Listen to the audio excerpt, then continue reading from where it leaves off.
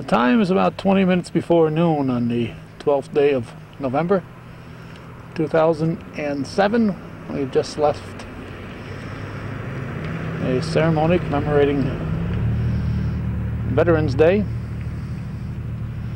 We're in the village of Rouse's Point, and we are looking at the Anchorage restaurant where overnight in the, I believe, the wee hours of this morning, the 12th of November, fire broke out from what we have heard in the basement area, and it burnt in the center of the building, and as we can see, the walls seem to have collapsed here. The exterior part here seems to have fallen toward the center. This is the view from the side. There is Lake Street and the Korean Veterans Memorial Bridge. We are standing on the Academy Street sidewalk right now. There is ice on the sidewalk. The overnight temperatures were in the mid to upper 20s while the firefighters were battling this. We haven't had snow, so that's got to be residue from the water that battled the fire. It gives you an angle here that might indicate to you that the front part of the building, and we'll reposition ourselves here slightly, has collapsed in.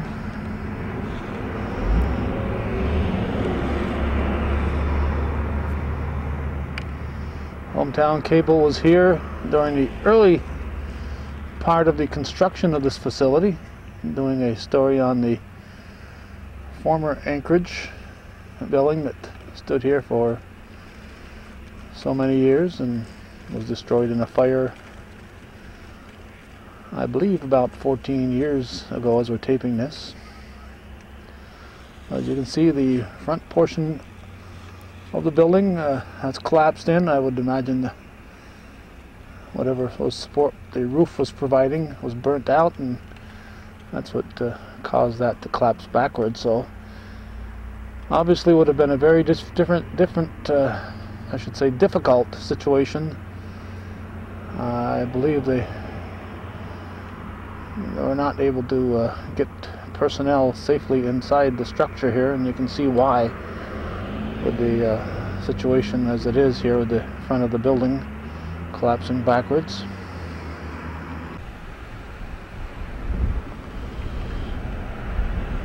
We're on the front of the building now, looking at it from Lake Street.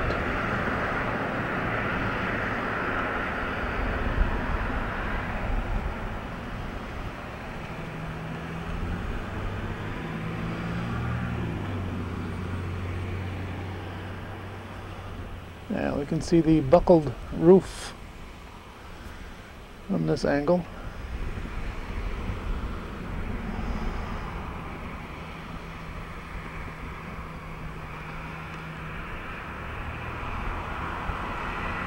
This, of course, is the dining, or was the dining area.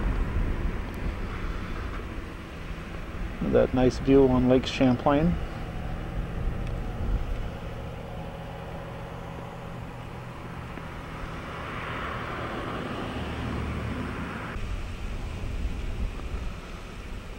Looks like there are still some fire personnel in the area.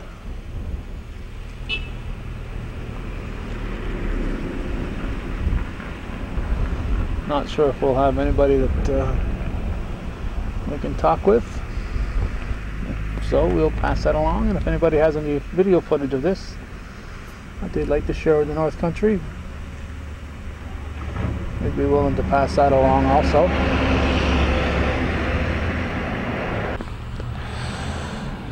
Okay, we've corralled someone here, and what's your name, young man? Mike LeBlanc. Mike, you're with the fire department. You got a position? Yes, I am the fire chief. Well, the fire chief. Well, congratulations, first of all. Thank you, sir. When did the call come in, Mike? Call came in at 11:03 last night. So they'd probably just barely closed, and it was a Sunday night. So Correct. He stated he closed somewhere around 10:30ish. okay, from what I've heard on the TV this morning, it started in the basement area. Is that correct? That's correct. Fire started in the basement. It looks like the walls were collapsing. Were you able to put anybody inside to fight this? It looked awfully dangerous if you tried to. Originally, we sent teams into the basement to try to extinguish the fire. We made 3 to 5 attempts to get down in the basement, and at that point the floors started to collapse and became too dangerous to put any more crews inside. So obviously it's a total loss when the whole sides of the structure is falling in. Yes, I would deem it a total loss.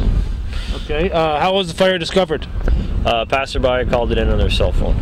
So there were flames visible inside the... There were flames visible coming out the south side of the building on the Academy Street side, and there was smoke emanating from the building.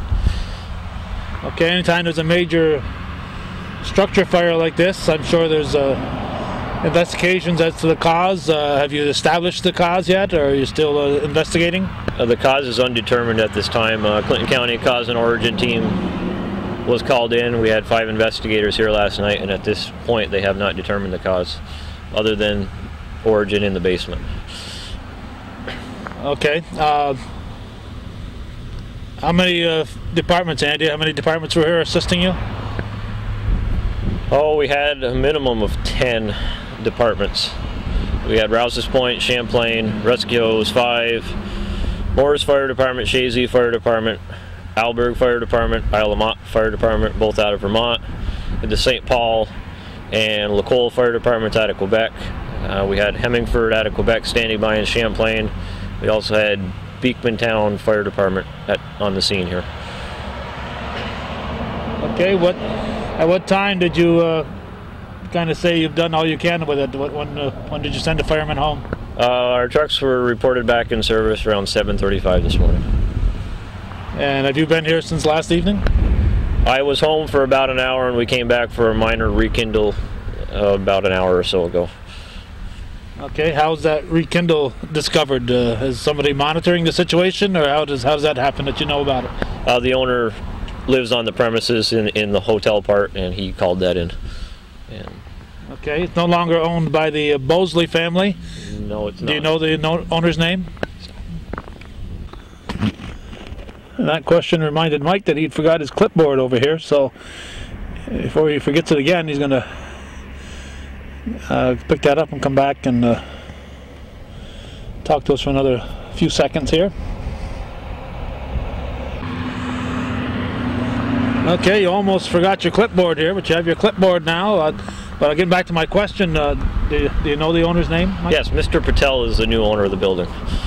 Yeah, that's been less than a year, I'm sure. Within the year he bought this, right? Somewhere around there, year and a half. I'm not sure on the date, but it was somewhere in around a year. Okay. Anything else that you've been asked that I haven't been smart enough to ask you, Mike, that it should be pointed out? No, I don't think so, but I'd like to thank all the departments that came and helped us last night. They all did a great job. And it wasn't the coldest night you've been out there, but must have been kind of chilly out there. I can see a lot of ice here. That's foam, Calvin, from our foam system, and Champlain's foam system. It was hovering around the freezing mark. I don't think we really dipped below freezing last night. We didn't have any problems with anything freezing up. A little bit of ice glaze once in a while on the driveway, but that was the extent of it. Okay, and you said 10 departments. And you had a number of firefighters. You got the rough guess? I would guess somewhere in the vicinity of 75 to 100. There were a lot of firefighters here. That's a lot of personnel who didn't get much sleep last night. And some of us got none. That's correct. So I'm preventing you from sleeping right now, probably. So I appreciate you taking a moment to chat with us here, Mike. You're welcome, Calvin. Anytime. All right. Thank you.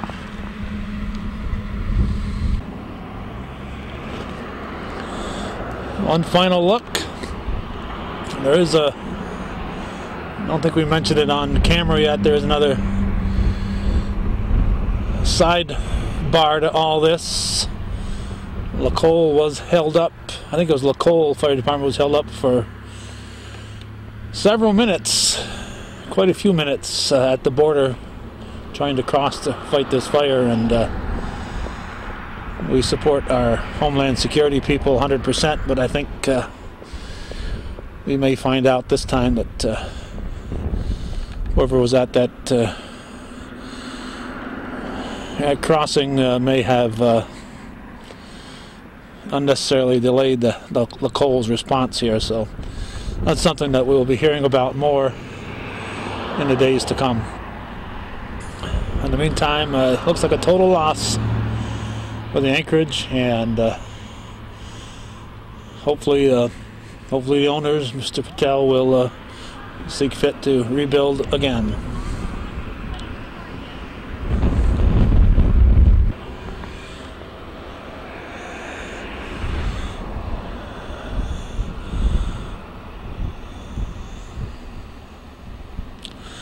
And we'll take one look at the back view. I don't think we'll see much from there, but we'll just, for the sake of getting complete look at this, we'll take a look from the back.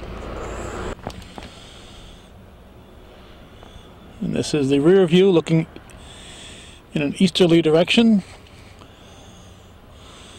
The buckled roof.